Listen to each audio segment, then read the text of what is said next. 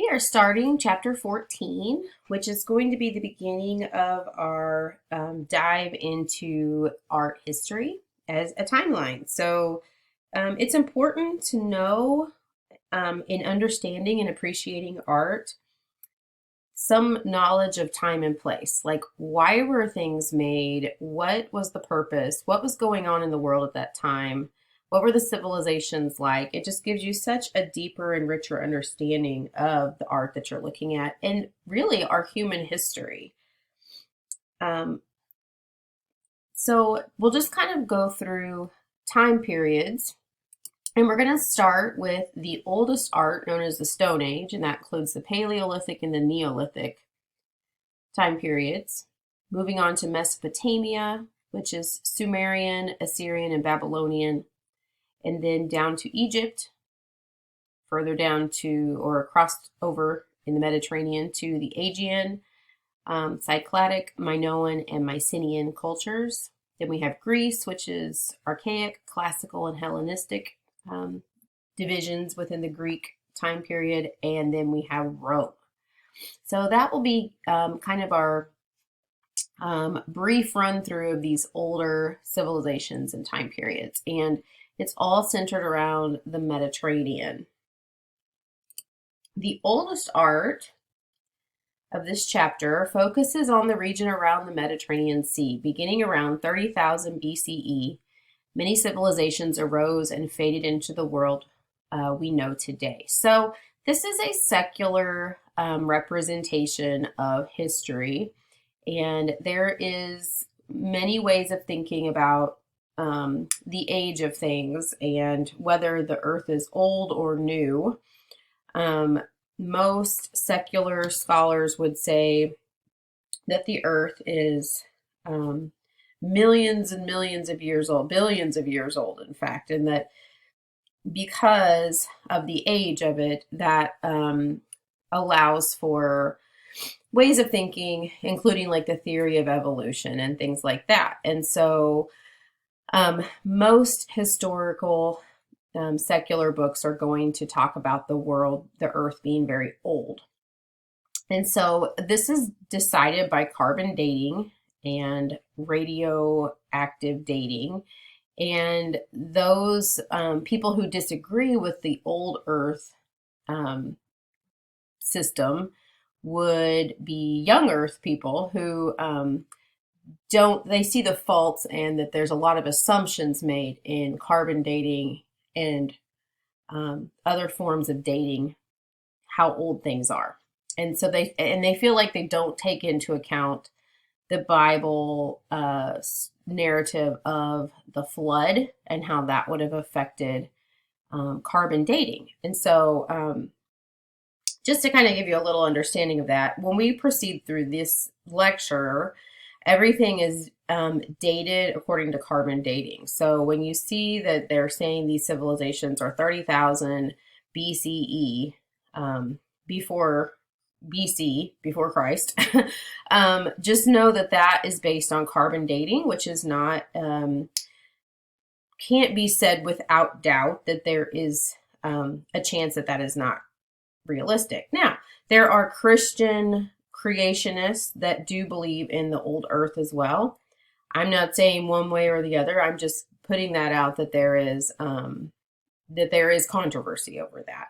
But secular books are going to give you this old earth dating based on carbon dating. So we will just proceed like that, but just know that you can do your own research and your own diving into that and seeing how you think our history that we have of the earth and the world and art and all of these things correlates with the Bible. There's a lot of interesting reading on how that fits together. And a lot of historians are using artifacts, right? Those are things that they have dug up and discovered, pottery and different things from ancient civilizations. Well, the cool thing is those are artworks. Those are things that we are studying as well. So art is just crucial in knowing the history of culture, civilizations, and in dating things and knowing how old things are. So just a little disclosure about, as we go through this, how the dating works. So if you look at this map, this shows the Mediterranean Sea, as you can see there in the middle. A few of these oldest things that we have I mean, how old they are, that's up for debate, but we know that they're old. Such as we have Stonehenge up here, which we have looked at earlier this semester. We have Lascaux Cave right here and Chauvet Cave, and these are where some of the oldest cave paintings have been found. We have Willendorf right here, which a very famous, believed to be fertility sculpture was found there, now named Venus of Willendorf. And that's one of the oldest piece of artifacts that we have. It would be like a little statue. And then you can just kind of look at the area that we're going to be talking about. Like Egypt is down here. The Fertile Crescent is over here, and that kind of runs off this map, but like you have Israel here, the Holy Land. And so that is where a lot of old things have been found as well. And then if you could see over here, this is where the Fertile Crescent is, which we'll talk about in a second. But of course, that is where civilizations, a lot of them, or civilization did begin in that area. Okay, so the oldest art we call the Stone Age. Art is fragmentary and isolated. In looking at art of the past, it's not necessarily the best art, but it's the most preserved art that is studied. So, do we know what all art looked like back then? Do we know what these people were actually making daily, or what kind of maybe fibrous things they had? No, because none of that has survived the hundreds or thousands of years old that it is. But we do have pieces of things that we can study that does give us some clues about how people lived.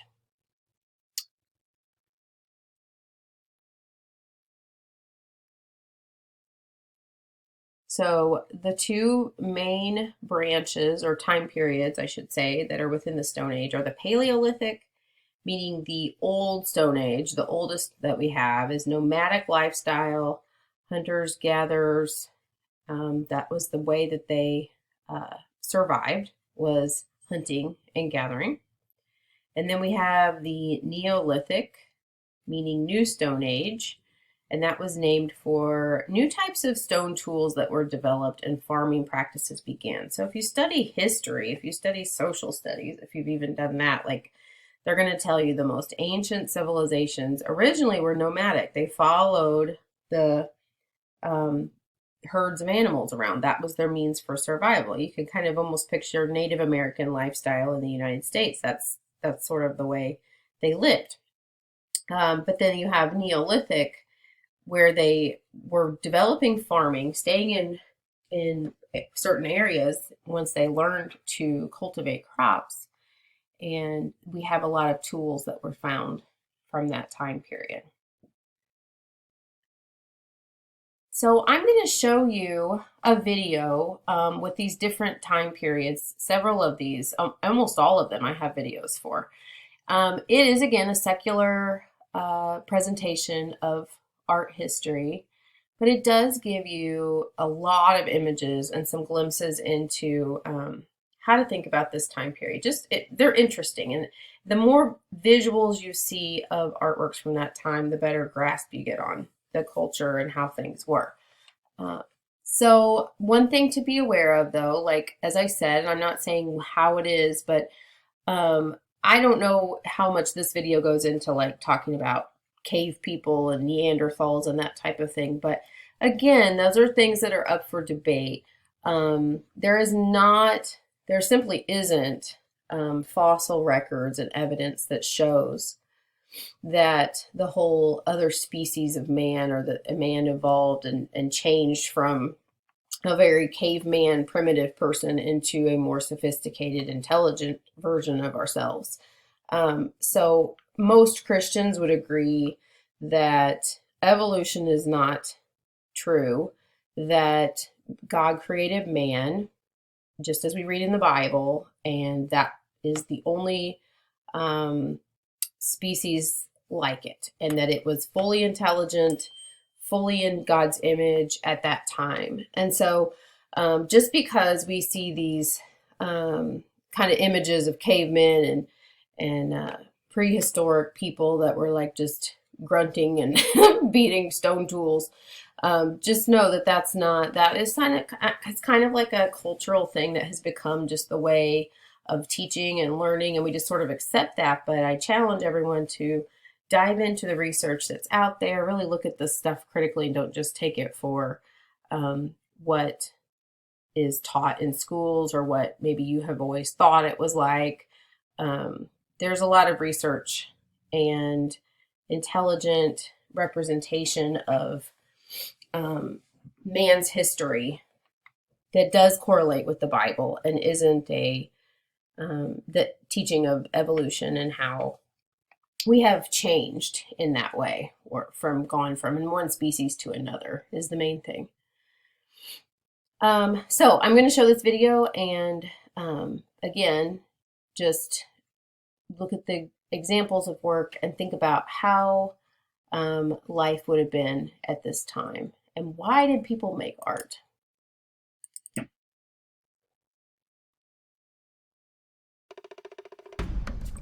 The Stone Age was a prehistoric time before metal tools, agriculture, or the domestication of animals. It was a time when humans made tools from stones and bones.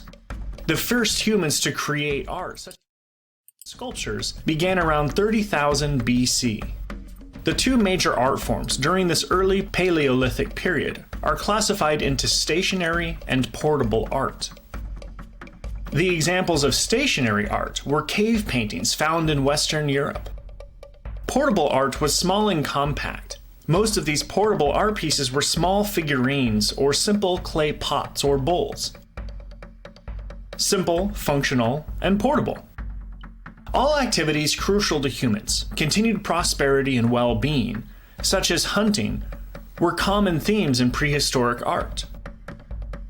Since Stone Age artists depended so heavily on nature, they used art to express their desires for natural abundance and protection against dangers of the wilderness. Richly colored portable figurines shaped like humans and animals were probably used for rituals that were carried out before the hunt. These figurines depicted humans gaining control over natural elements, nature herself, and animals. Fertility was another popular Stone Age theme, probably because it represented prosperity and expansion of the tribe. Stone Age figurines of pregnant women known as Venuses are common in Stone Age art.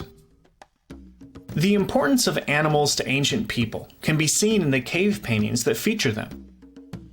Cave paintings depict animals like bears, bison, deer, horses, wild cats, and mammoths, as well as power animals revered for their strength, like lions or rhinos. Many cave paintings were painted on top of one another, as if erased. Others were pierced with painted arrows, or even shot at with real arrows. This suggests that these paintings were used for hunting rituals. Other common cave painting elements are human handprints, roof-shaped markings, or tectiforms, and dotted art. Stone Age artists used a mixture of two-dimensional perspectives like profile and frontal view, or they'd sometimes use a composite perspective.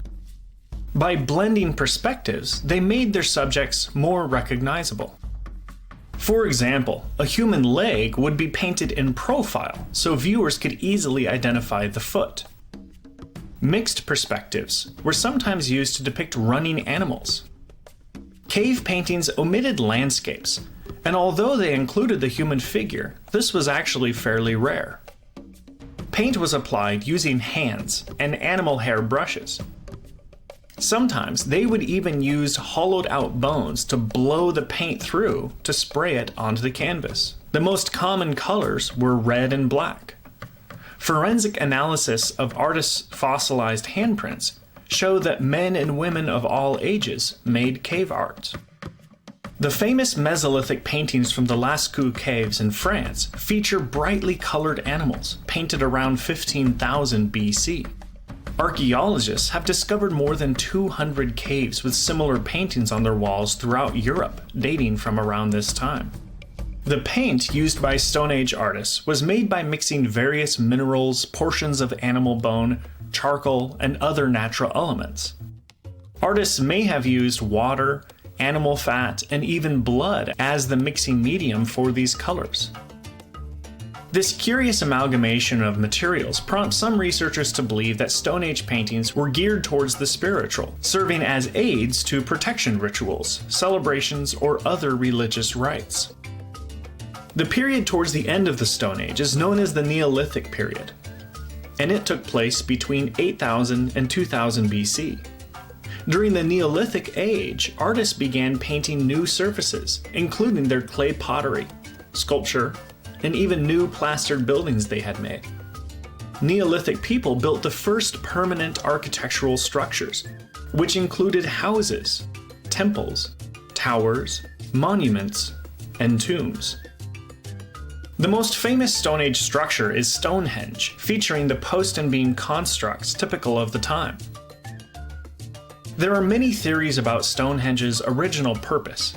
It may have been used as a meeting or celebration site, or an astronomical calendar. Whatever the purpose of their art, there is little doubt that it was important to the people of this age, because they invested so much passion and effort in creating these seemingly eternal masterworks of art. The Stone Age legacy would lead to further development in art, language, agriculture, and government in the world's first civilization in Mesopotamia.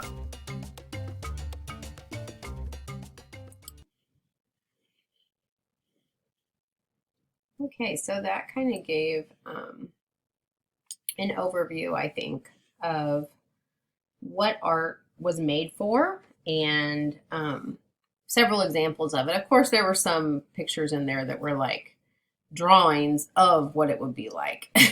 It's kind of a mixture of just modern representations with a few examples of old artwork as well. But you get the idea. So one of the works to know and to make sure you have in your notes is called Horse and Geometric Symbol. And they have this dated as 13,000 BCE.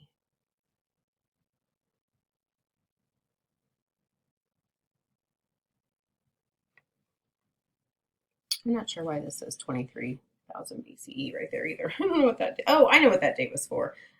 This slide also used to have a picture of the Venus of Willendorf, which you saw on the little video there.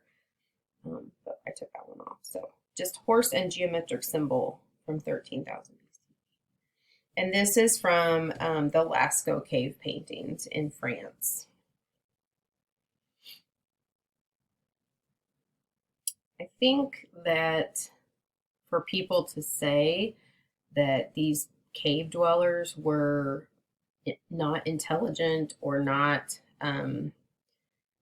fully developed humans as they would later is kind of absurd too, because you can see the understanding of space and form, design by even just looking at these cave paintings. And these were done on cave walls. It's not like it's an easy to draw on surface or well lit, obviously.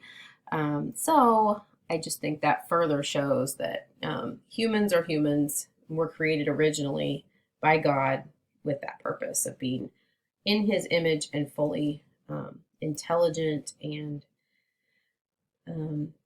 yeah. So in evolution, there's not Christians would agree there is an evolution or a change within the species that does happen. That can't be denied. That does happen over time. We aren't as small as people used to be. That's a change within our human race and species that has changed over time, but that doesn't mean we're changing from one species to another. So we have to make sure we're clear on what we're defining evolution as. Our intelligence is the same. And just a side note, some people question, like, well, how would this fit in with Bible history?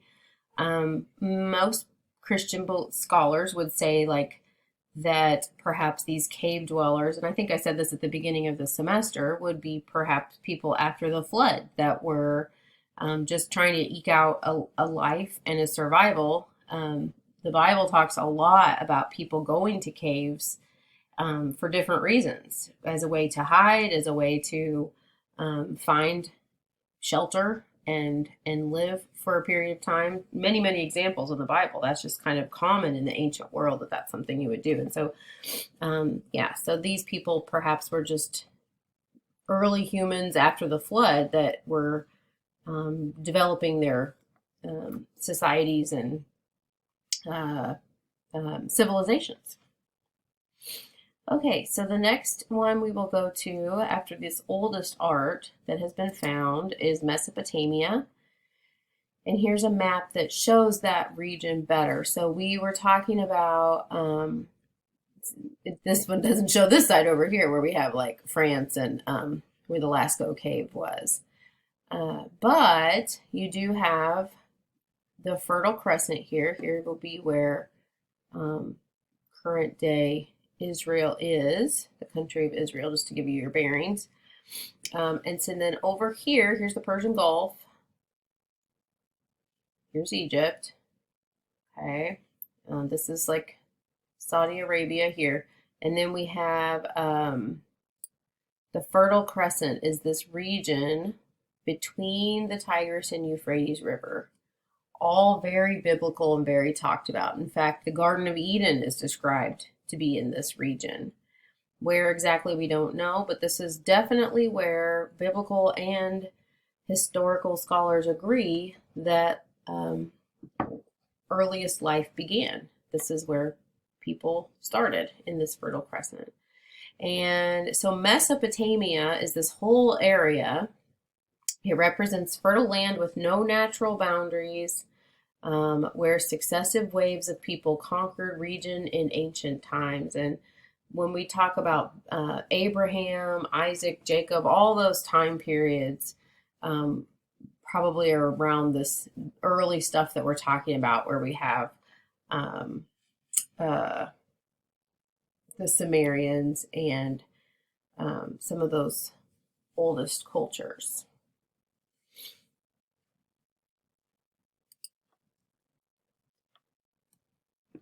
Let me click back here. I wanted to show also this video. So this will be showing some history and examples of art of this Mesopotamian time period.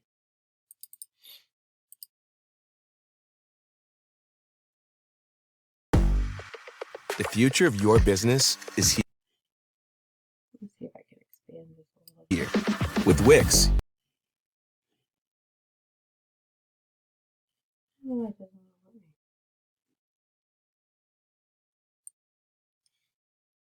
You're getting a little bit of a zoomed in view on the video because it won't let me expand my frame. You get advanced AI capabilities. Researchers and archaeologists describe Mesopotamia as the cradle of civilization. It was the birthplace of agriculture, mathematics, the written word, the world's first cities, government, and even the simple invention that changed the world, the wheel. Not only were Mesopotamians extremely innovative and intelligent, they were also great artisans and architects. Mesopotamia was one of the oldest civilizations and also one of the longest lasting. It first began with the Sumerians in 3500 BC. The Akkadians followed the Sumerians, and they themselves were succeeded by the Amorites. This civilization was alive and flourishing until 1500 BC. After this time, this great civilization went into decline, finally coming to an end somewhere around 700 BC. Mesopotamian art was created primarily for worship, the government, and personal use. It included everyday items like pottery and weapons, and status symbols like jewelry. Common characteristics of Mesopotamian art are the repetition of simple patterns and characters, and natural and religious symbolism. Popular materials used to create art were clay, precious metals, precious stones, and shells. When you look at Sumerian sculptures, you will find one really interesting aspect. They appear to be made primarily out of cones and cylinders. The arms and legs are smooth and rounded, and the skirts and garments are often found flaring into a conical shape. One fundamental intention of Mesopotamian art was to honor the gods and goddesses who ruled over different aspects of nature and important life events like love, war, and fertility. The central place of worship in Mesopotamia was the ziggurat, a stepped pyramid with stairs leading to an altar where worshippers would elevate themselves closer to the heavens.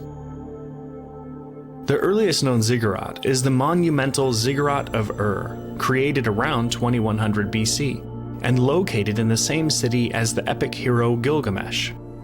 This ziggurat was built to honor the moon god Nana, the patron god of the city-state. In 575 BC, King Nebuchadnezzar II commissioned the Ishtar Gate. The gate was constructed with brilliant blue glazed bricks meant to resemble the precious stone lapis lazuli, and was decorated with colorful glazed paintings of powerful beasts. Ishtar was the goddess of love, fertility, and war, and by honoring and invoking her in the Ishtar Gates, Babylonians hoped for blessings and protection in these areas. Much like the Egyptians, the Mesopotamians believed that their rulers had a direct link to their gods. This is why many of their art pieces that depicted their kings and rulers showed them in a glorified manner. The importance that Mesopotamians gave to art is very clear when you see the Code of Hammurabi. This set of rules or guidelines which the ruler Hammurabi intended for his subjects to follow was presented in artistic form. These codes tell us that the Mesopotamians had an eye for an eye system of justice.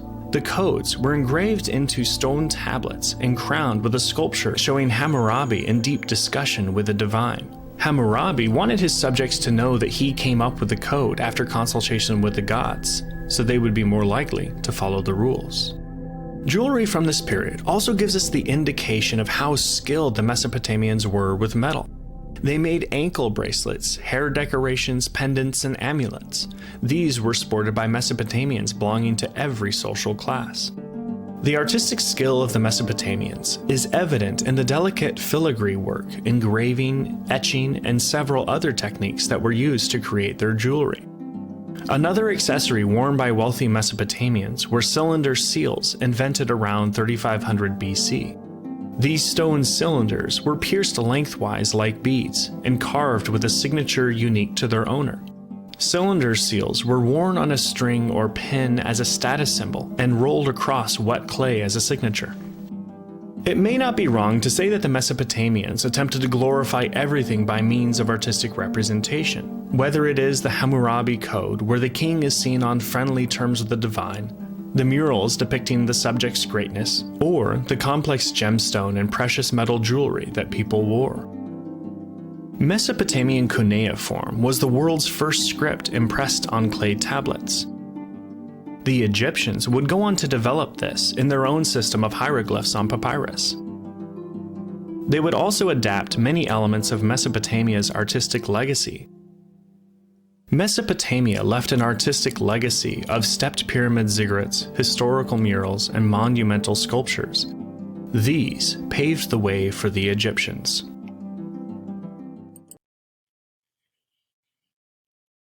Okay, and so that gives you a little nice overview.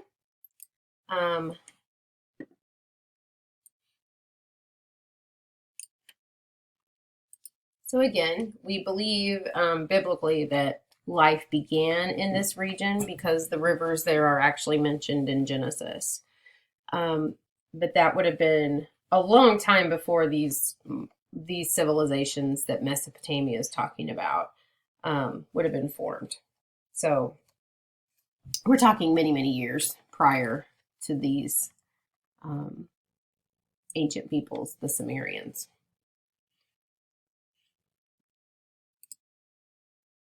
So a couple of facts to make sure you know about this culture. The Sumerians were the first people to leave behind both artifacts and words. They did lack stone. They didn't have stone to build with, so their cities were built of sun-dried brick, which is kind of an interesting invention for that civilization. And then we have cuneiform, which is Latin for wedge-shaped. Because if you looked at those examples of the Rosetta Stone and some of those, the Code of Hammurabi, you can see like it's done with a wedge, like it's like kind of like engraved, pressed in with like little marks. And so that's probably why that is the Latin name for it. It's the first known written words created as marks pressed into damp clay. And then a ziggurat is a temple or shrine raised on a monumental stepped base. And I'll show you one more example of a ziggurat. This is Nana Ziggurat in Ur, which was a city in Mesopotamia, and its date is 2100 to 2050 BCE. I think you can see, and they showed you the parallel in that video, you can see how this resembles a pyramid. It's kind of along the idea of that. But these were more temples and shrines that they would go up on top of and do sacrifices and things on top of the ziggurat, where Egyptians' pyramids were tombs, right? So maybe that's a difference.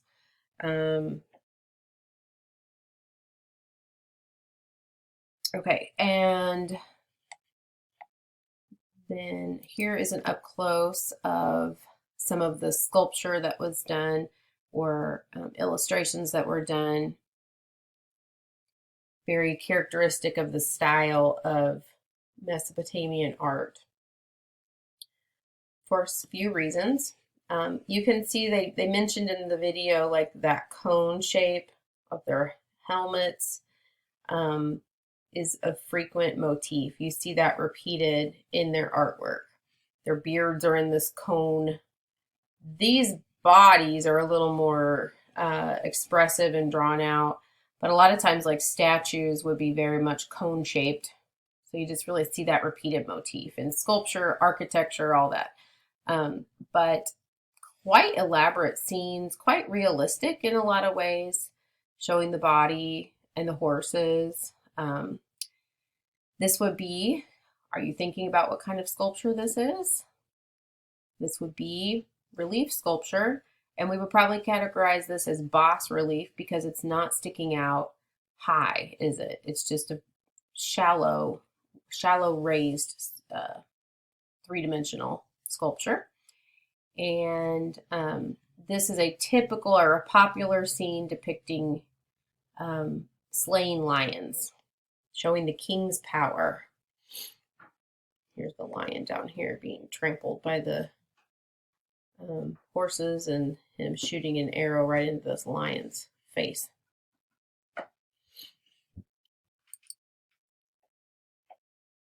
Also, a little bit further down the timeline, you have the Babylonians, which were great architects of the ancient world. One of their great leaders was Nebuchadnezzar, King Nebuchadnezzar. He was an enthusiastic patron of the arts, and he built the capital city of Babylon. The Babylonians conquered Jerusalem and destroyed the temple in 597 BCE. So if I'll click back to this map and just show you, this is all very biblically recorded. You have Babylon right here, right smack in the middle of Sumer in that Fertile Crescent area. And then over here is where Jerusalem is. And so you simultaneously have God's people in the Holy Land, in Canaan, living there, overtaking all the pagan Canaanites that were there. And they have been living there for quite some time, going through several kings, clear to the point of Daniel. Daniel in the Bible tells about the captivity of Babylon capturing, at this time, the divided kingdom of Israel and Judah and taking them into captivity. Several people like Daniel and his friends, and they were taken over here to Babylon, and they were engulfed in their culture and forced to become like or tried to force them to become like Babylonians. But as the Bible stories tell, they resisted that pressure, and God blessed them and gave them abilities, like gave Daniel dream-telling abilities, which Nebuchadnezzar himself asked Daniel for interpretations of his dreams. And so it's pretty neat because that does show the relation to the Bible. So read Daniel, and it has all about this time period of Babylon, Nebuchadnezzar, and the kings that followed him, especially the first 6 chapters of Daniel. Then this is the Ishtar Gate, or a reproduction of the Ishtar Gate in a museum, as you can see. And this would have been, as the video showed, commissioned by King Nebuchadnezzar, who was a patron of the arts, to show the entrance into that place. And they were just a very pagan culture, believing in lots of gods and trying to please gods. Just very pagan, very lots of false beliefs. But power and esteem of the king was big, and so these lions and different ferocious type animals are depicted through a style or a technique of mosaic.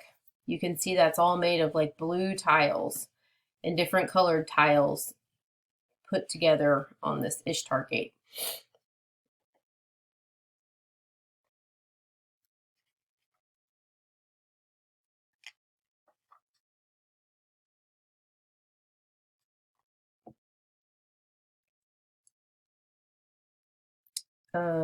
Just looking a little bit of information on this too. On ceremonial occasions, Nebuchadnezzar would sit under the arch in majesty to receive his subjects. Probably some of the animals you see represented there were like spirit guardians. So the history of Mesopotamia parallels with Egypt a little bit. The Kingdom of Egypt, which they would have had regular contact. But in Mesopotamia, they had a lot of constantly warring and trying to take over different kingdoms and powers, lots of whoever's the strongest kind of takeover type thing. And in Egypt, you have a continual history of less political turmoil and just one Egyptian pharaoh transferring over to the next Egyptian pharaoh peacefully, and just a long reign of stable civilization in Egypt, which this shows here too. So we will watch a video on Egypt, but have this in mind as you watch the video. The principal message of Egyptian art is continuity. Stability, order, and endurance are all ideas expressed through their works of art. That's kind of the underlying way that they wanted their artwork to look. And they did, their style for creating art was very much instructed and expected. It wasn't like you could just create what you wanted to. It was very formulaic that way. Action is not important in Egyptian art, and the pyramid is the most famous architectural creation. So we'll watch this one.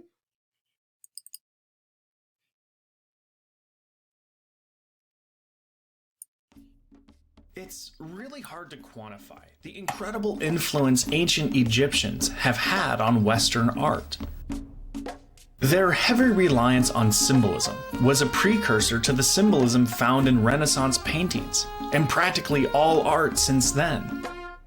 Their architectural methods of creating bricks and preparing building materials informed the process for creating architectural monuments that still endure today. Egyptian hieroglyphs were one of the world's earliest scripts. While our current alphabet does not necessarily make use of pictures like the Egyptian hieroglyphs did, our society can certainly relate to the desire to communicate with images. And while the cult of celebrity worship is often considered a contemporary phenomenon, one can find surprising similarities in the ancient Egyptians' worship of pharaohs and animal gods. The period of ancient Egyptian art lasted from about 3000 BC to 30 BC and is generally separated into three kingdoms: the Old Kingdom, the Middle Kingdom, and the New Kingdom. Egyptians created the first ever portraits of individuals. The sizes of different figures was highly symbolic in ancient Egyptian art. Pharaohs, for example, were often the largest figures in any painting, symbolizing their dominance and power. The smallest figures were usually peons, the little people as it were. Egyptians' use of color was also highly suggestive. Men who worked outside were often red, whereas women and indoor workers were painted yellow. Egyptian painting made use of the same mixed perspective found in Stone Age art. This meant that different body parts and objects in the same scene were viewed from different angles to make each feature distinctly recognizable. For example, feet were always drawn in a profile or side view because they would be less recognizable if you looked at them head on. This conveyed more information about subjects than if painters had only used one perspective in their work. In paintings of people, eyes and shoulders were painted in frontal perspective, while faces, waists, and limbs were shown in profile view. The style of ancient Egyptian painting is fairly easy to identify, even if you don't know much about art. One thing that makes it so recognizable is its flatness. There is no horizon or vanishing point, and the forms in Egyptian painting are completely flat. Instead of a two-point perspective, parallel lines called registers were used to order the subjects in a piece. Registers separate scenes and provide a sense of depth. For example, when two figures overlap, the one on top is closer and the one underneath is further away. The absence of a register indicates chaos and occurs in battle and hunting scenes. Not all of the art of ancient Egypt was two-dimensional. Sculpture and pottery played important roles in the artistic development of the region as well. Egyptians are known for building in colossal scale. One form of sculpture that ancient Egyptians invented was the obelisk, a tall rectangular monument with a pyramid-like point. Egyptian obelisks were tributes to the sun god Ra and are thought to symbolize petrified sun rays. Ancient Romans loved the obelisk design and created many obelisks of their own. The tallest remaining Egyptian obelisk is the obelisk of Hatshepsut, a female ruler who ruled for almost 20 years during the 15th century BC. The obelisk of Hatshepsut is 97 feet tall, inscribed from top to bottom with hieroglyphs, and like all Egyptian obelisks, was carved from a single piece of stone. Today, monumental obelisks can be found in many capital cities of the world. The United States obelisk is the Washington Monument. Another Egyptian innovation was the stone column, one of the most significant staples of ancient architecture, and which we still often use today. Greek and Roman columns were inspired by these ancient counterparts. Egyptian columns were even topped with floral decorations called capitals, like the Corinthian columns of later times. The terrace temple of Hatshepsut features long rows of columns called colonnades, which would become an architecture staple in the classical period. Perhaps the best known piece of Egyptian sculpture is the Great Sphinx of Giza, that massive human head on a lion's body, the giant face with its missing nose, the body with its long stone lines. Smaller sculptures carried on the themes of colossal tributes representing gods and figures who also took animal forms. In addition to three-dimensional sculptures, Egyptians carved sunk relief sculptures into flat surfaces. These sunk relief sculptures often followed the same aesthetic as Egyptian painting, flat images featuring multiple perspectives and sized according to status and hierarchy. The Amarna period from 1085 to 1055 BC was a high point in ancient Egyptian art because of its increased attention to detail and full use of artistic materials. In painting, more figures were included in each scene, with some figures overlapping to create a sense of movement and urgency. The human figures in art from this period were more stylized as well. Details were more pronounced than in earlier Egyptian art. Particularly Pharaoh Akhenaten are portrayed as softer and more feminine. You would think that with all the art that ancient Egyptians were creating, they would have been one of the first civilizations with art museums. This was definitely not the case. Most of ancient Egypt's sculptures, pottery, and symbolic paintings were hidden away from view. Egyptian art was not meant for the living, but intended as sacred tomb decoration for pharaohs and other higher-ups as a way to honor them. While you and I can easily find amazingly preserved examples of ancient Egyptian art in many arts and historical museums, the ancient Egyptians basically had to be dead. Not to mention fairly important within society to get close to the Egyptian art we prize today. The art that wealthy, living Egyptians did have access to included amulets, jewelry, cosmetic containers, pottery, and beautiful furniture. The impact that ancient Egyptian art has had on civilization since the 3rd century AD is truly profound.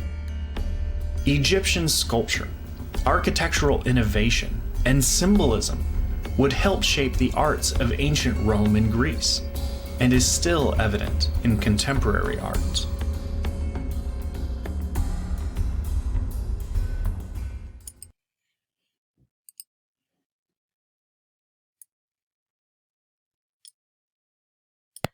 So a couple of artworks to look at and remember about Egypt is the Great Sphinx in Giza, 2500 BC. This sculpture shows the essence of stability, order, and endurance. It was built 2530 BCE, and it towers to a height of 66 feet. It faces into the rising sun, seeming to cast an immobile gaze down the centuries for all eternity. The Sphinx has a body of a reclining lion, which this image doesn't show the back of it very well, but in the video it did show a side view of it. The head of a man thought to be a pharaoh whose pyramid tomb is nearby. As you probably know about Egyptian pharaohs, the kings ruled with absolute authority. They enjoyed a semi-divine status, and they were believed to take their authority from the sun god Re. They thought the pharaohs were descendants of the sun god Re. And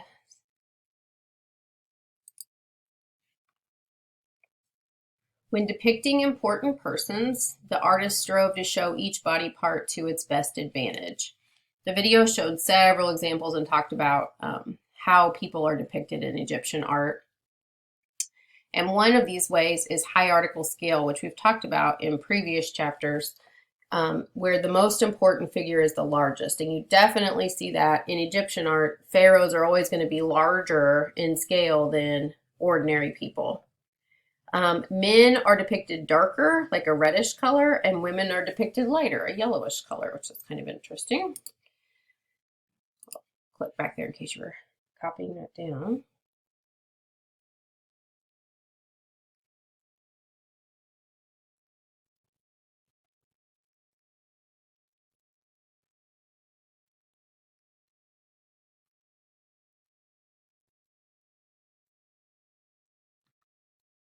Okay, and then this is called the Palette of Narmer, 3100 BC. And it depicts victory of the upper forces of Egypt, which in Egypt it's confusing because southern Egypt is actually the upper, and lower Egypt is actually the northern. And it has to do with how the Nile River flows. But this was named the Palette of Narmer because it takes the form of a slab for mixing cosmetics. But it does show this battle led by Narmer over those of the lower Egypt. Narmer is the largest figure, as you can see, the guy holding up this club or whatever he's holding in his hand. And he's much bigger than the other people in the scene. So it indicates his high status. He holds a fallen enemy by the hair and is about to deliver the death blow. In the lower sector of the tablet are two more defeated enemies. You can see them laying there. And at the upper right is a falcon representing Horus, the god of Upper Egypt. In its organization of images, the palette is strikingly logical and balanced, as we've talked about with how art, the principle of design, is balance. And you have him kind of in the middle. You have this over here. And this, even though it's part of him, it does balance this space out. So you kind of have this here, this weight, and this weight, and then this symmetrical down here at the bottom. So it is very balanced in design. But the pose of Narmer is very typical of Egyptian art. So a person is going to be big. They're going to show them from their best advantage so you can understand what you're looking at.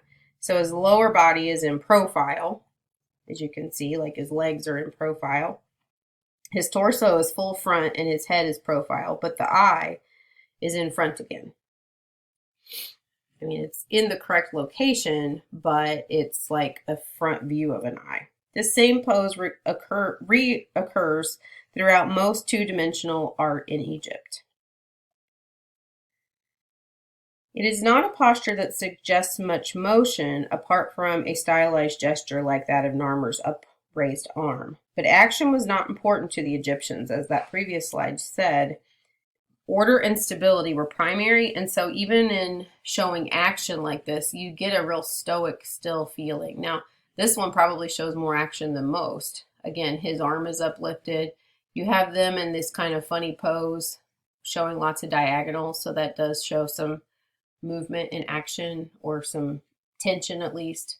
But you have always just this very stable, standing on 2 feet, very stable position of humans, just like this guy back here. Feet apart, stable, shoulder square. The pharaoh Amenhotep was revolutionary and tried to establish monotheism, belief in one god. So this was a really radical time period in Egyptian history. During his reign, Egyptian art was less rigid and more natural in appearance. For just the duration of the Egyptian kingdom lasting, art relatively stayed the same. It just remained the same from pharaoh to pharaoh, time period to time period, all three main chunks of time through the Egyptian empire. But this one reign of a pharaoh, Amenhotep, he either was more artistic or just led things a little differently, allowed for a little more naturalistic style of art.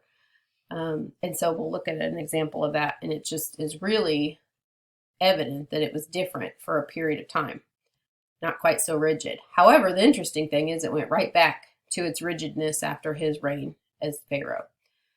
Here's one term you want to make sure you get down. Sunken relief is an outline deeply carved into the surface, and figures are modeled from the surface down. So we've looked at relief sculpture a lot. We just looked at Mesopotamian art or Sumerian art, and we saw that they did a lot of relief sculpture, probably bas relief, so it's not like super three-dimensional, but the background is basically carved away, leaving the figures to stick out three-dimensionally. With sunken relief, you don't get that effect. You have just the outline carved deep in, and they are rounded. The figures look rounded, but they're not sticking out away from the background. So here's an example of a couple of these things. Here is that pharaoh and his family, And this is an example of sunken relief. If you look at how it is, this background sticks up just as high as the highest parts of the figure, but the artist has carved down around the outline and then kind of rounds these things out so that it looks like it's sticking out. So that's why it's called sunken relief.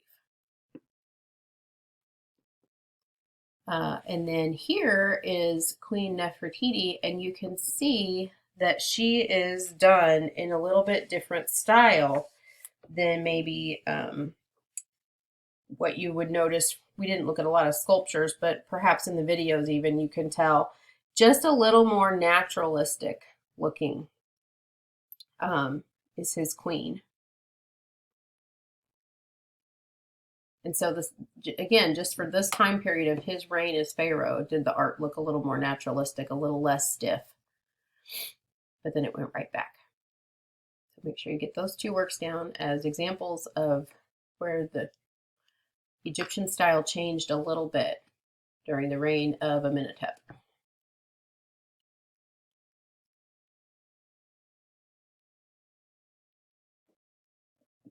And he has this pronunciation as well, Akhenaten. Akhenaten, and then Queen Nefertiti.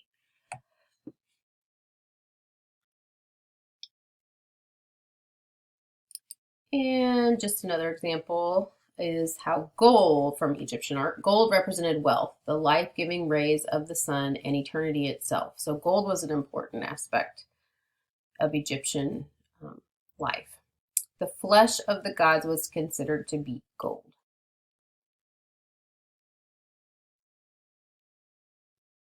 Okay, and this is what we call King Tut. His gold coffin and face mask were meant to confer immortality.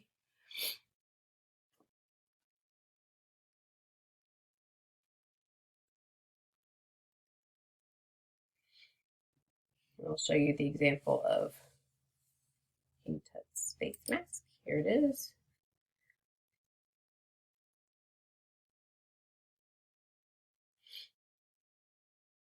And as you saw in the video, which this looks exactly like the one they were using in the video, I don't know if it was, and they would put that over the pharaoh when he died.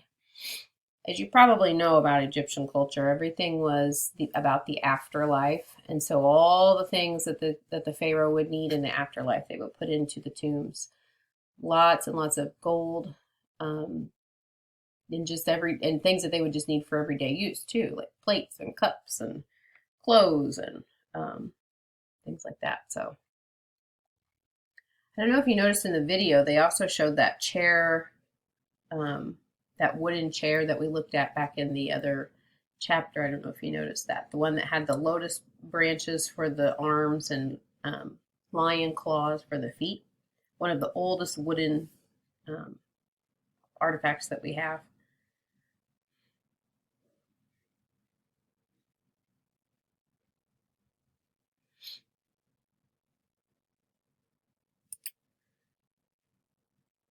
Okay, so now we're going to talk about this region. We've been, we were over here, Mesopotamia and Sumer. We talked about that. There's where the Ishtar Gate was that we looked at. Here's where the Nana Ziggurat was from Sumer in Ur. Then we have, this is the Holy Land again.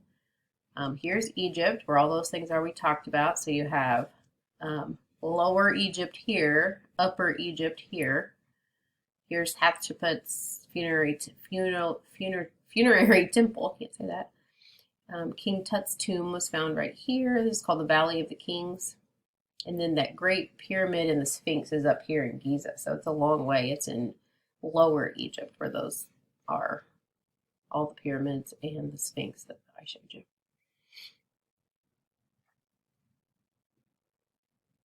And now we're going to venture into this region over here where we have Crete, Knossos, Mycenae, and the Cyclades. This area is where we're, the next major cultural significant art forms are found in the Aegean. So here we have Aegean art coincides with both Egyptian and Mesopotamian. So we've done these in order, with Mesopotamian first, then Egyptian.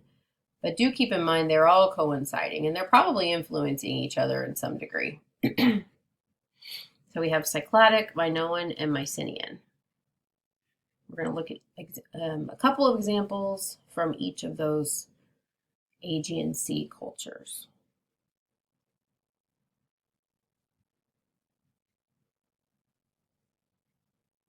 First, we have Cycladic art.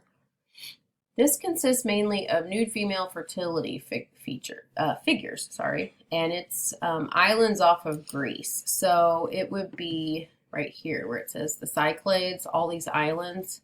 We call that Cycladic art in those areas. And so the main things it consists of are those. And as we talked about, fertility figures were obviously for kind of like used for religious purposes, as far as like superstition that they would help with fertility or worshiping the gods of fertility, because that's what would help the cultures continue, right? You have to have babies born to keep people going. So that was clearly seen as an important part of their civilizations. So that is an example there. What that statue looks like would be very characteristic. And many of these have been found, like hundreds of these have been found. Very similar looking type statues like that. And then the next one we have is Minoan art. So keep them straight. This is Cycladic, and those are things that you would see. Mainly nude female fertility figures.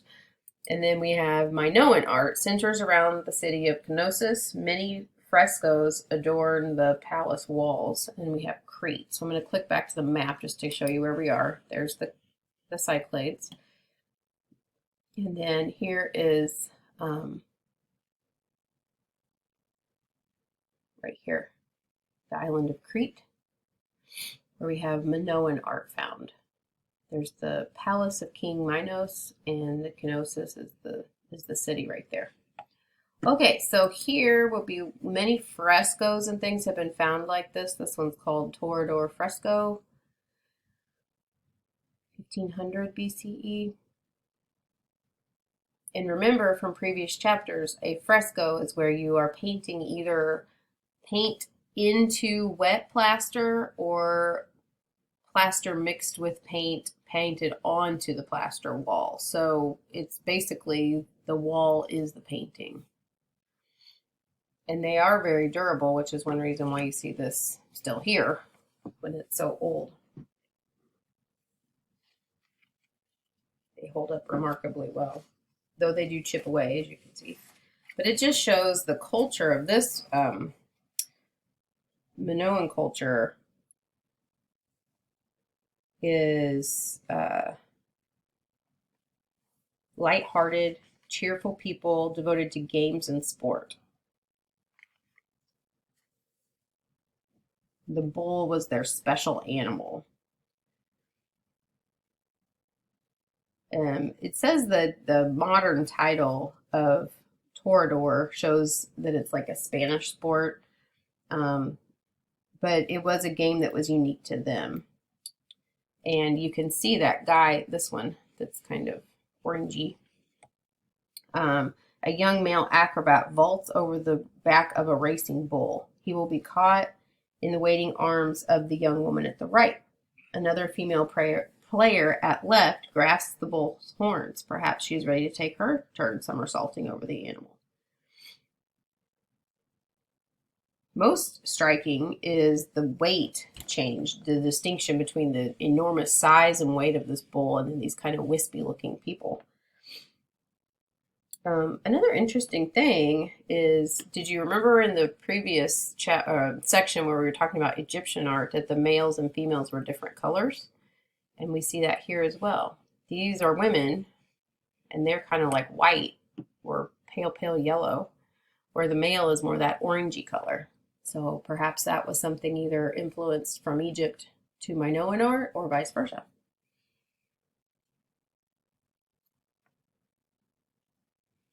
Okay, and then lastly, we have Mycenaean art. And it's known for their elaborate burial practices and their use of gold. So remember, gold for Mycenaean art. They were kind of like goldsmiths. It's called Mycenaean because it formed around the city of Mycenae. So let's look at the map again, where that is. And you can see it's right off the coast of Greece here. And in fact, it's attached to Greece. It's part of Greece, but it's kind of like almost an island. It's very water surrounded. Attached yet separated. The Mycenaeans built palaces and temples. They also were noted for their elaborate burial customs and tombs. Probably acquired from the Egyptians, influenced by the Egyptians. They did have contact with the Egyptians. As I said, they were goldsmiths. What you see here is a rhyton, which is a drinking cup in the shape of a lion's head.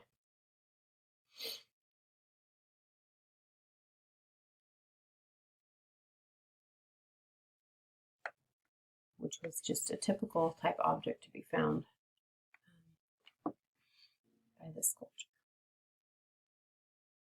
Okay, so those three earlier cultures then influenced the classical world, which is Greece and Rome. And we're going to start with Greece. It's a little older. And aesthetically, Greece and Rome indicate artwork of the highest quality and standard. So it's kind of like we're moving forward. All these other cultures definitely influenced Greece and Rome, but they sort of like took the lead and became masters of art techniques and representation of things, visual representation. So we'll watch this video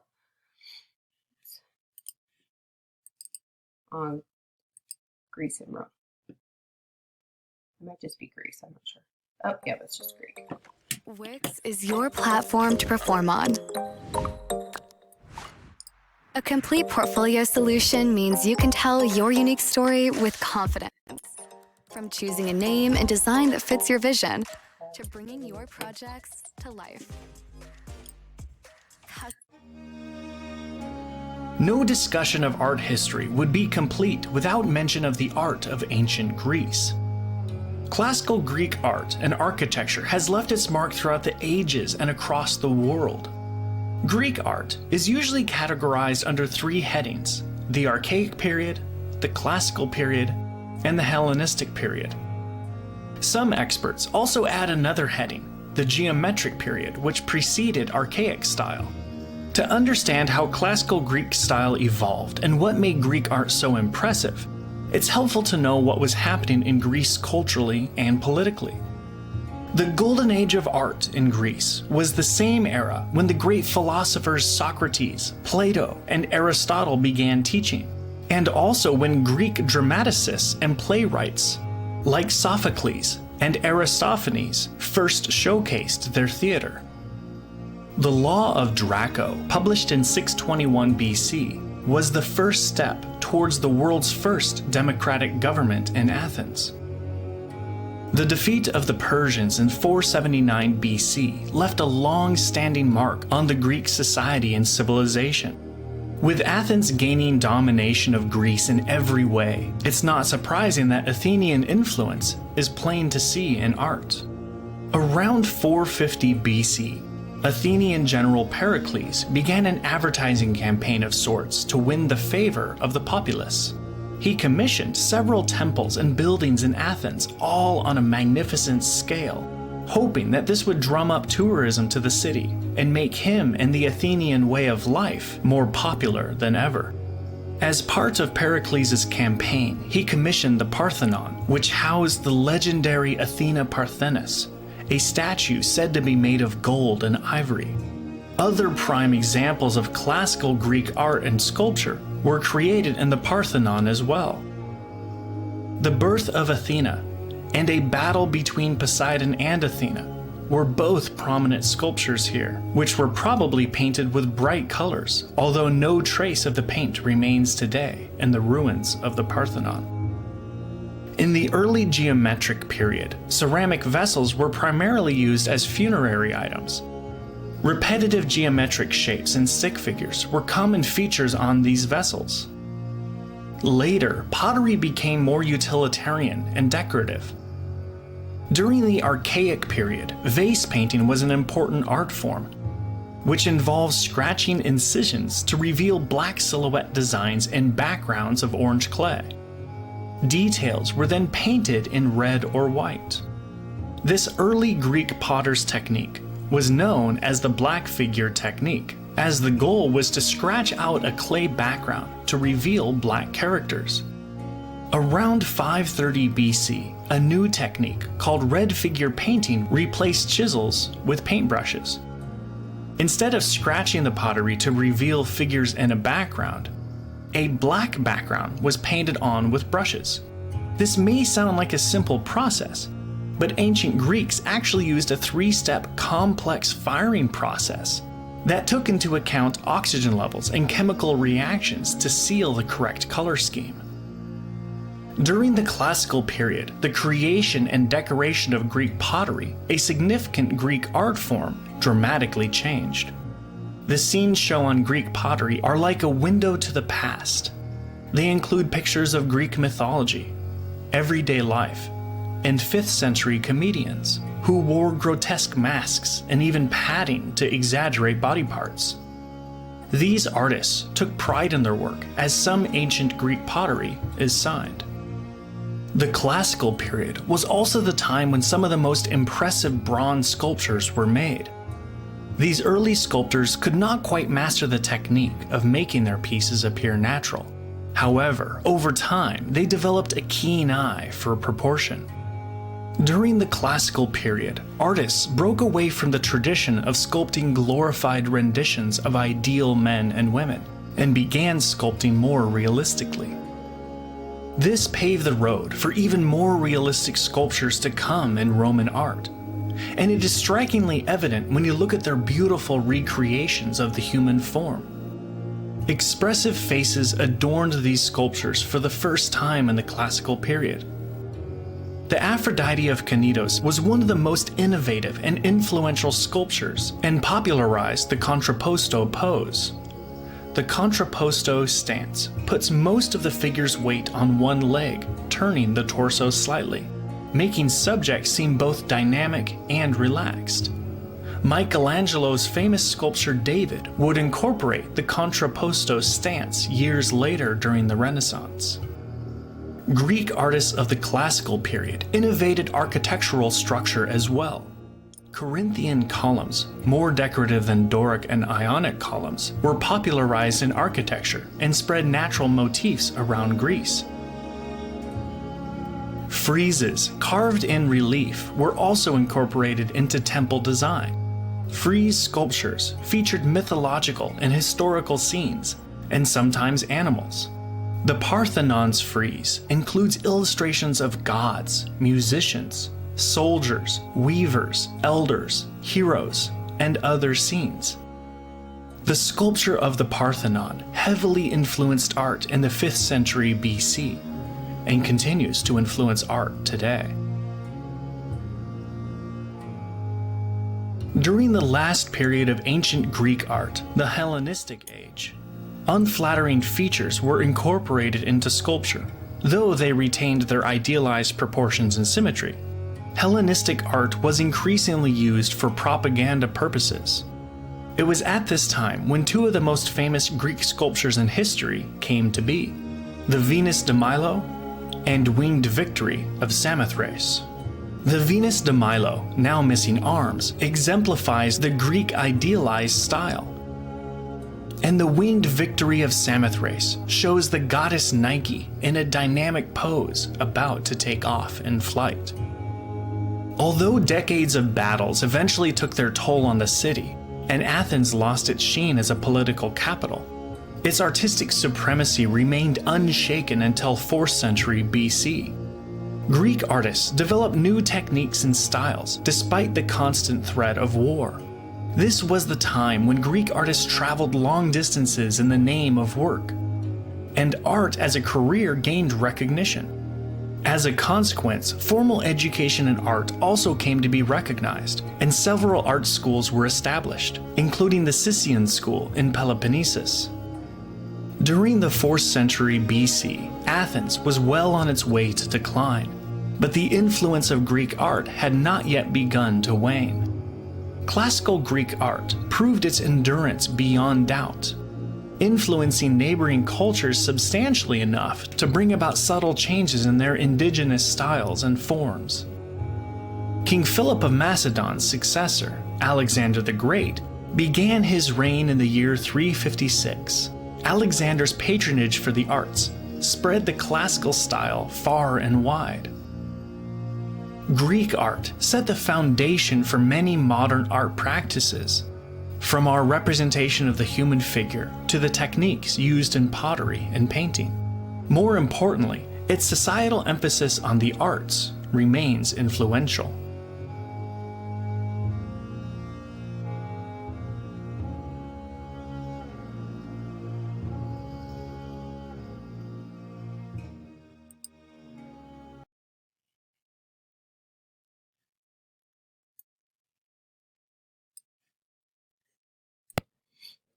So we're going to first study Greek a little bit more, and that video gave you a really good overview and lots of images.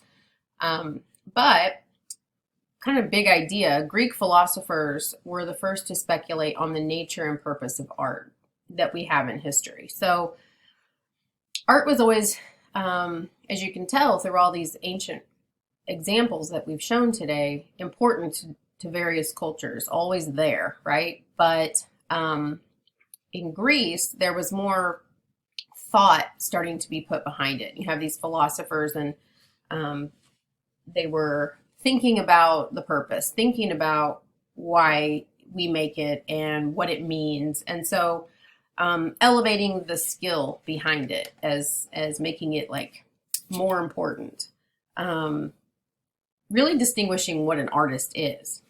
An artist is someone that has this special ability and is using their incredible human capabilities to create art. Part of the philosophy of Greek thinking is humanism, where man is the ultimate creation, which is true, but putting all of the emphasis on man and his abilities, which continued through Roman art and then on into the Renaissance. So sculpture, painting, and architecture were elevated as the high types of art during this time, and that remained for a long time until really what we talked about last chapter, which was when arts and crafts were then kind of re-leveled and considered all art. But this is really where that whole elevation of these three main types of art were first put on the scene as like the way of thinking about art. Sculpture, painting, and architecture are like higher art. And those are called in Greek techne. Techne, then, the definition of that is things requiring a special body of knowledge and skill to make, and very respected, thought of on a higher level. And then a crater is a vessel for wine. So just a real common piece of pottery that you would see are these craters. And the video was good because it showed you how the style of craters changed over time. It didn't call them that in the video, I don't think, but it did keep mentioning the pottery was an important aspect in Greek art.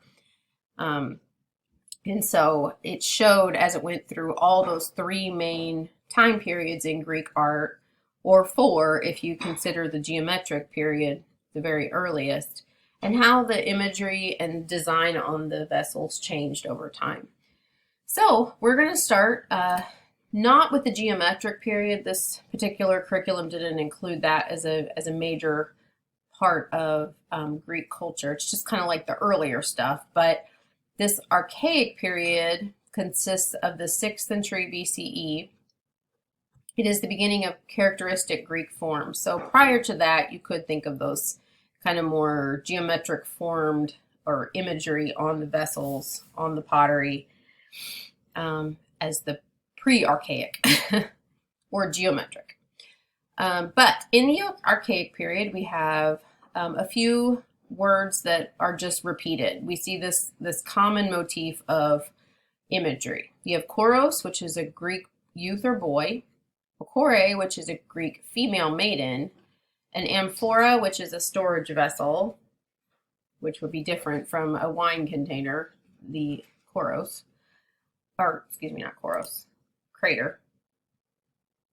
Make sure you get all your K's straight, because we have crater, koros, chore, amphora, and then we have the red figure style.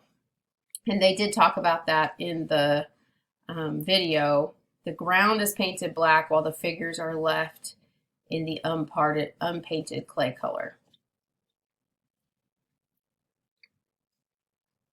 If you remember, figures are the thing that you're drawing, and the ground is like the background. So here's an example of that after you get these notes down.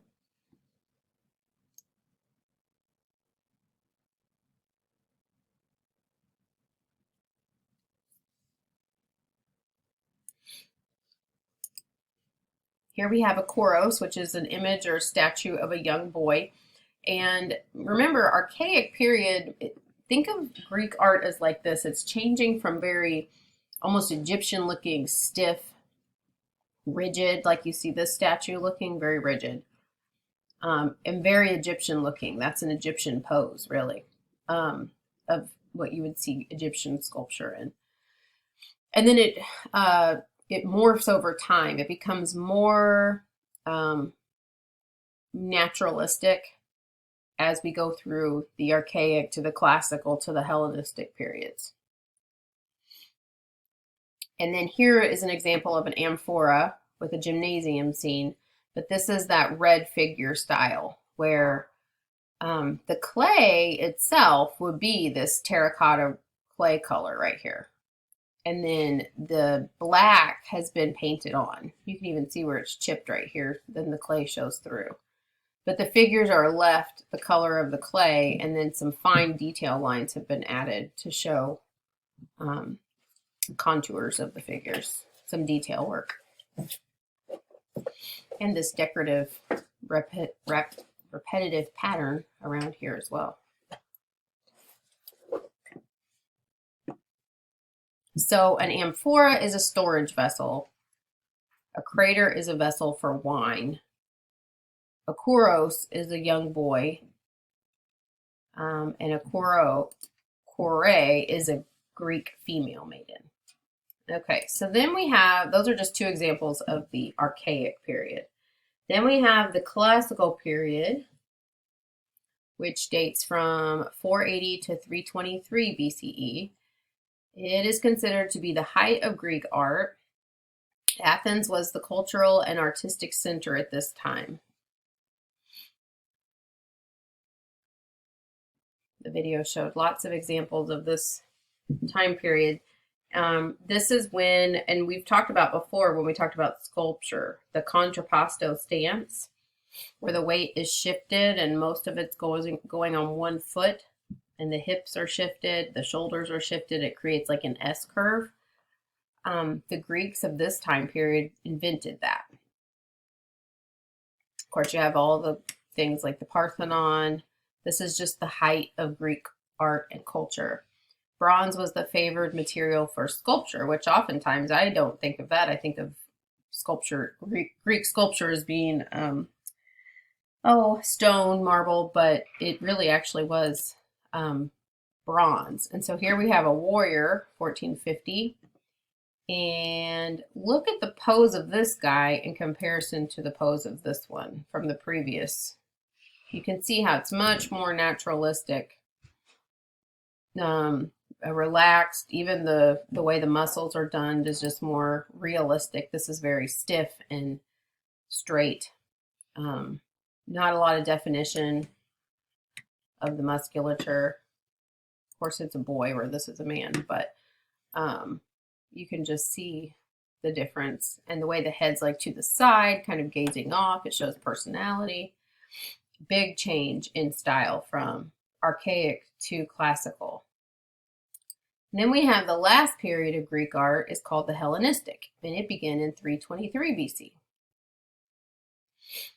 So we had 8th century BC, so 800 BC. Then we have 400-ish BC is the classical, and now we have 300 for the Hellenistic.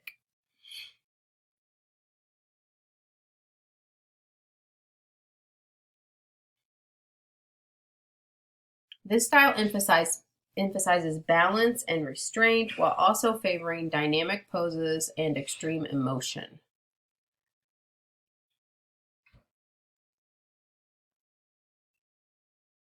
So it's just a continuation of this more expressive and realistic looking version of people.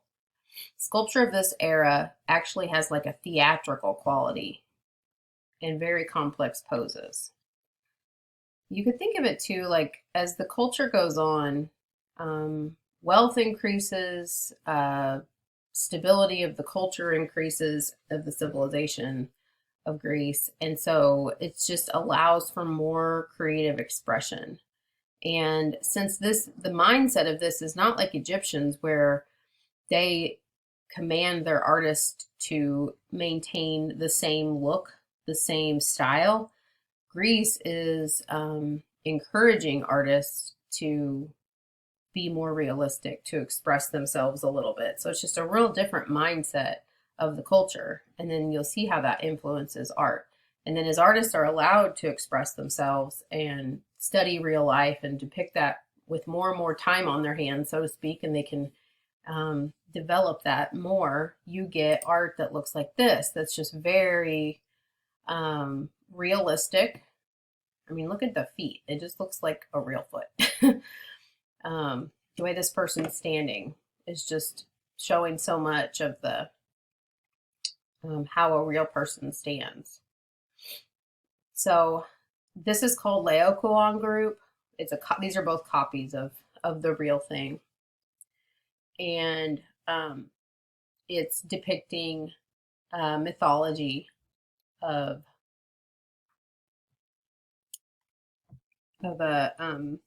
Laocoon was a priest of the sun god Apollo, and his story involves one of the most famous events in Greek mythology. In the last year of the war between the Greeks and the Trojans, the Greeks devised a fabulous ruse to overrun the city of Troy. They built a giant wooden horse concealed inside a large number of Greek soldiers and wheeled it up to the gate of Troy, claiming it was an offering to the goddess Athena. While the people of Troy were trying to decide whether to admit the horse, their priest, Laocoon, suspected a trick and urged the Trojans to keep the gates locked.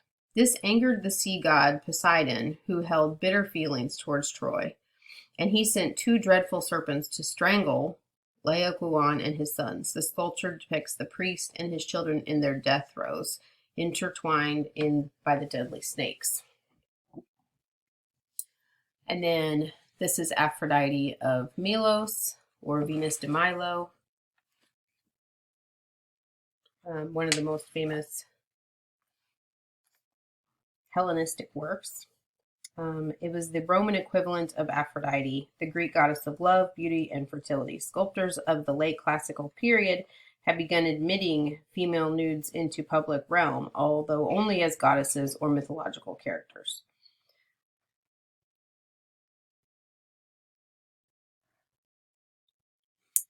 And then we have a map here as we move on to Rome.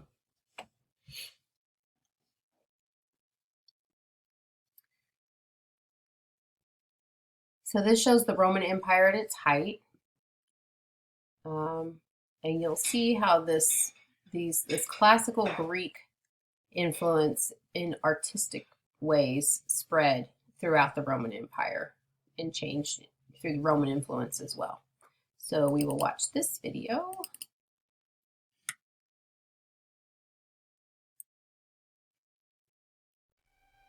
The term Roman art immediately calls to mind classic architecture complete with Doric, Ionic, and Corinthian columns, along with perfect white busts of the important men and women of this era. But Roman art encompassed much more. In fact, Roman people gave an artistic touch to almost everything they made, including coinage, buildings' walls, sculpture, metalwork, glasswork, and jewelry. The bulk of the Roman artistic legacy we know today was created between 800 BC and 500 AD. It was during this time that authors such as Cicero, Virgil, Ovid, and Horace would create a legacy of philosophical thought, poetic style, and mythology that played a big role in Roman art and is highly influential to this day. One of the interesting things about Roman art is that these artists were quite open to new ideas and influences from other cultures and empires. Early Roman art, around 800 BC, drew heavily from Etruscan art. Etruscans were the powerful people in Tuscany, north of Rome. Firm believers in the afterlife, much of the Etruscans' artistic energy was dedicated to making beautiful funerary objects and decorating the dead and their burial places for their next eternal life. Romans were skilled with clay sculpting and bronze work. They also had a preference for realistic portraiture. Romans drew heavily from Greek styles, but there was one thing that set the two styles apart quite distinctively. Even though Greek art became more realistic as time went on, Greeks overall preferred their subjects highly idealized. This meant that even a subject with a double chin and crooked eyes would be represented in his sculpture as the epitome of beauty. As a result, it was pretty difficult to tell exactly who a given sculpture was supposed to represent, since they all supported such perfect features. Roman artists had a much more realistic outlook and tempered idealistic Greek influence with that of the ideas of nearby Etruscans, who preferred a healthy dose of realism in their artwork. As a result, the Roman busts would actually bear a good likeness to the subject. Double chin, pockmarked face, receding hairline and all. Of course, Roman artists would embellish the final output enough that his patron, the subject of his art, would appear dignified and impressive despite shortcomings. Relief work was one of the distinctive artistic styles that developed in the Roman Empire, especially after Augustus came to power after Julius Caesar's death. Augustus was a shrewd man and capable ruler who knew that art was a great way to communicate with the masses, regardless of whether they could read or write. More importantly, art could be used to subtly promote himself as a representative of the gods. Augustus's divine right was illustrated in many reliefs depicting the ruler interacting with the gods of Roman mythology and asserting his power in memorable scenes of victory. These reliefs were common on temples and other public buildings in ancient Rome.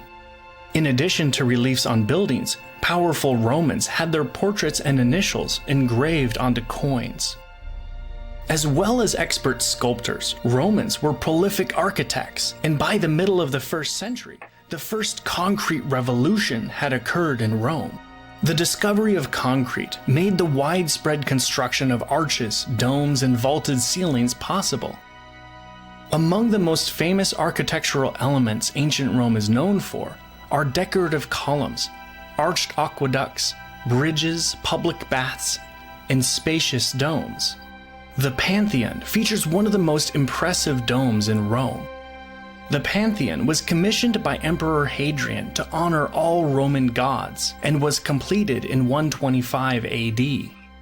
Its dome was constructed with over 5,000 tons of concrete and measures 142 feet in diameter and 71 feet in height. The opening at the center of the dome is called an oculus, and illuminated the marble interior of the Pantheon at the same time as drawing attention upwards towards the heavens. The Pantheon's heaviest materials are at its base. The progressively lighter materials were used towards the top of its base and dome. The temple endures as an architectural wonder to this day. Romans loved their entertainment, and the Colosseum, completed in 80 AD, seating around 50,000 people, was the greatest amphitheater in Rome. The Colosseum showcases the three styles of columns used throughout Roman architecture: Doric, Ionic, and Corinthian. Doric columns are the simplest variety. Ionic columns feature scroll designs, and Corinthian columns are the most complex and decorative. The Colosseum's second and third levels featured statues of gods and goddesses, standing under each impressive arch. The Colosseum featured such advanced architectural features as an underground system of passageways and trap doors, drainage pipes, and a retractable roof. A majority of perishable Roman art from the period before 79 AD was destroyed when Mount Vesuvius erupted. But wall art, thankfully, survived to a surprising degree. Archaeologists have uncovered wall paintings in Pompeii homes that have been well preserved by the volcanic ash. White, yellow, black, and Pompeii red were the most commonly used colors in the murals, which decorated the interior walls of homes with scenes of nature, mythology, and status-enhancing scenes like expensive stones and scenes of Greece. These scenes created the impression of spaciousness in the home of the patrons who commissioned them. Pompeii murals attest to Roman painters' keen eye and the contrast between light and shadow. Much of the Roman art we have from the 3rd century AD and later years were preserved in catacombs and Nero's palace. Scenes of battle and punishment were more common during this time. When they switched from chisels to drills, this made sculpting much easier, which made this art form increasingly more common. This was also the time when Christianity was sweeping through Roman society, and Roman art began reflecting Christian themes. This focus on divine mythology was accompanied by a gradual shift to more stylized art, which would characterize later medieval art. After Emperor Constantine moved the empire's capital from Rome to modern-day Istanbul, the death toll sounded for Rome's high status and the abundance of Roman art.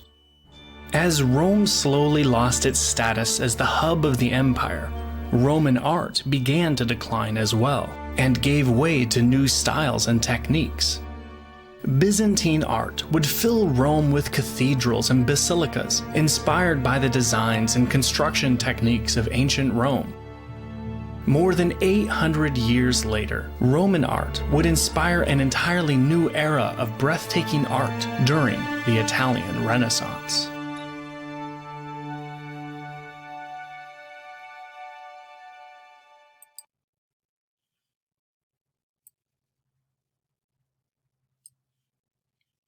Okay, so you can see here again, this is the Roman Empire, and we are now in a time period of the beginning of the Roman Empire, which certainly overlaps Greece, 510 BCE.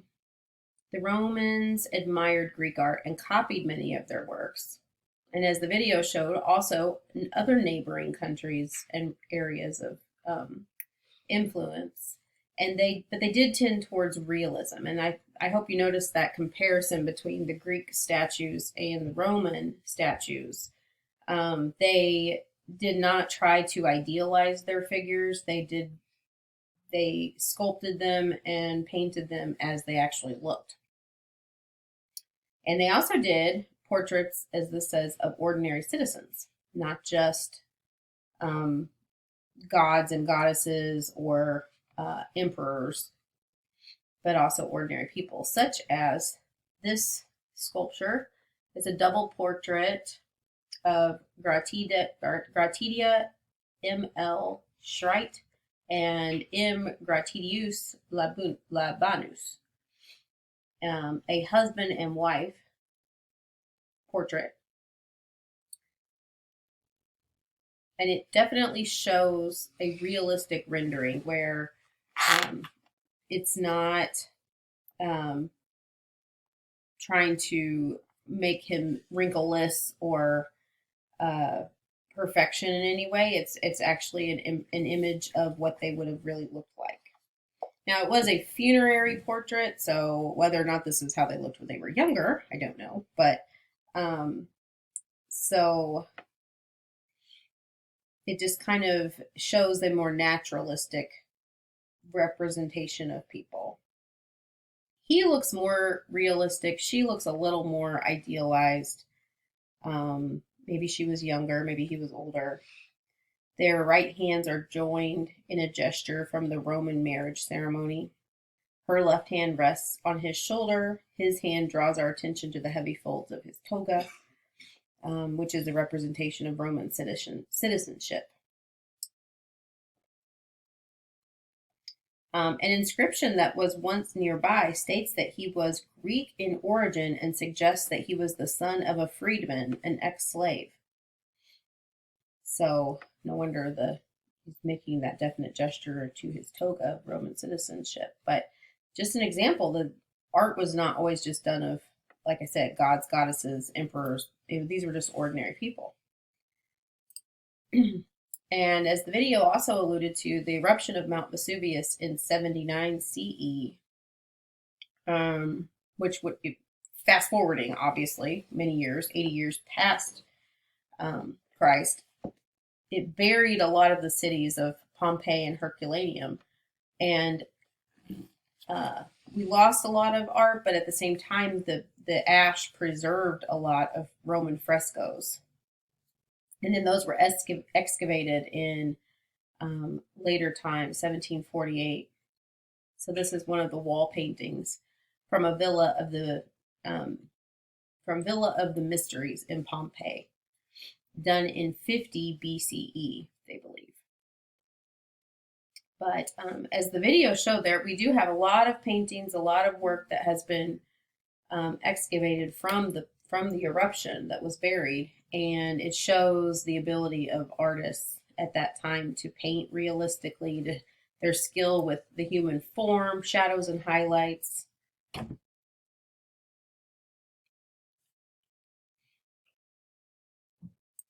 And then another common type of art would have been the equestrian portrait. So this is like a definition. It's not the title of the work. This is a definition. An equestrian portrait would have been a portrayal of an admirable leader on horseback. That's what equestrian means, horse. And so this particular one, I believe this is the one we looked at before when we talked about Marcus Aurelius. Yes, we did. Back in chapter 3. This is an example of politics in art, in that he wanted his image created in this sculpture, which was common for Roman emperors. They would have statues and images made of themselves, and when they would become emperor, they would have those placed throughout the Roman Empire, which, as the map shows, was a very large area. And that way the people all knew who their leader was. It kind of kept him in their mind. And as you remember, I don't know if from chapter 3, if you do, Marcus Aurelius was known as the philosopher king, in that he had a beard. He wanted to be represented with a beard in this sculpture, bronze sculpture. The Romans were best known for their architecture and engineering, which we did talk about in the architecture chapter. Their most famous monument is the Colosseum. Here's some interesting facts about the Colosseum. It covers over 6 acres. A 3-tiered structure with 80 arched entryways / exits. It accommodated over 50,000 people and definitely is the symbol of Rome.